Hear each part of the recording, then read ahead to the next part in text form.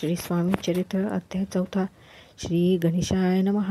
मुखे कीर्तनी करावे अथवा श्रवणी ऐकावे. षोडोपचार पूजावे स्वामी चरण भक्तीने.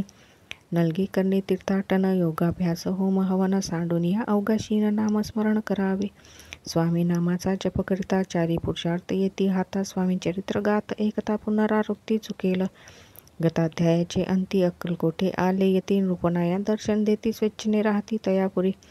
चोडप्पाचा दृढ भाव घरी राहिले स्वामी राव. हे तयाचे सुकृतपूर्व नित्यसेवा घडे त्याते.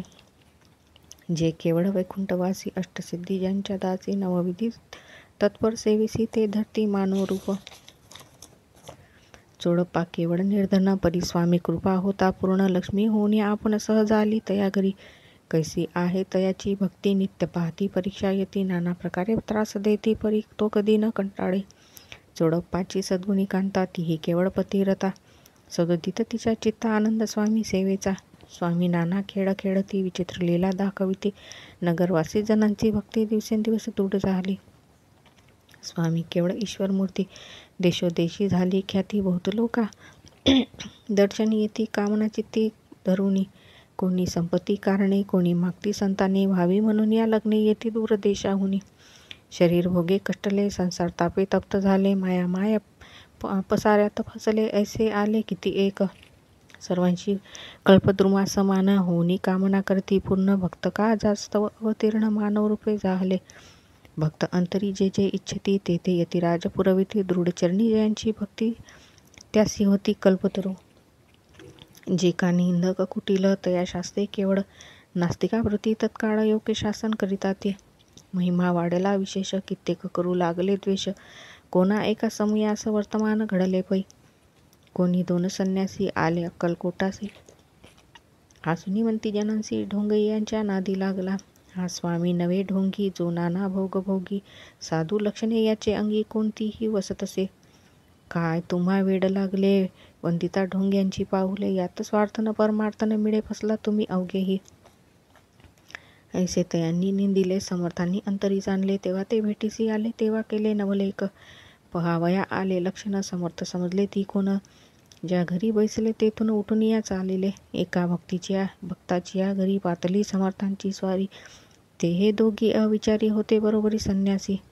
तेथे या तिन्ही मूर्ती बैसवल्या भक्ते पाटावरती. श्री स्वामी आपले चित्ती चमत्कार म्हणती करू आता.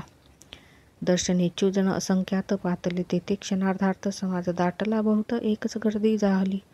दर्शन घेऊन चरणांचे मंगल नाव गर्जिती यांचे. हेतू पुरवावे म्हणीचे म्हणून या विनविती. कोणी द्रव्य पुढे ठेविती कोणी फळे समर्पती. नाना वस्तू अर्पण करती नाही मिती तयांचे. कोणी नवसाते करीती कोणी आणूनिया देती. कोणी काही संकल्प करती चरण पूजती आनंदे. संन्यासी कौतुक पाहती मना माझी आश्चर्य करती. क्षण एक तटस्थ होती वैरभाव विसरोनी. क्षण एक घडता सत्संगती तत्काळ पालटे की कुमुती. म्हणून कवी वर्णिताती संत महिमा विशेष. स्वामी पुढे जे जे पदार्थ पडले होते असंख्यात. ते निजहस्ते समर्थ संन्यासापुढे लोटती. पाणी सुटले त्यांच्या मुखासी म्हणती यथेच्छ मिळेल खावयासी. आज सारा दिवस उपवाशी जीव आमचा कळवळला. मोडली जनांची गर्दी तो येऊन सेवे करी. संन्याशा पुढल्या नाना परी वस्तू नेऊ लागले.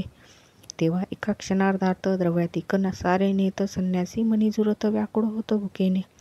समर्थांनी त्या दिवशी स्पर्श न केला अन्नोदकासी. सूर्य जाता असता चढासी तेथून या उठले. दोघे संन्याशी त्या दिवशी राहिले केवळ उपवासी. रात्र होता तयांसी अन्नोदक वर्जसे. जे पातले करू छडना ज्यांची जाहली विटंबना. दंडावया कुत्सित जना अवतरले यतिवर्य. त्यांच्या चरणी ज्यांची भक्ती त्यांचे मनोरथ पुरविती. पसरली जगी ऐशी ख्याती लीला ज्यांची विचित्र. श्रीपाद वल्लभ भक्ती कलियुगी वाढेल निश्चिती. त्यांचा अवतार स्वामी यती वर्णी कीर्ती विष्णुदास. इति श्री स्वामी चरित्र सारावृत्त नाना प्राकृत कथा संमत. सदा परिसौत प्रेमळ भक्त चतुर्दशोध्याय गोड हा. श्री स्वामी चरणापर्णमस्तु. श्रीमस्तु शुभम भवतु.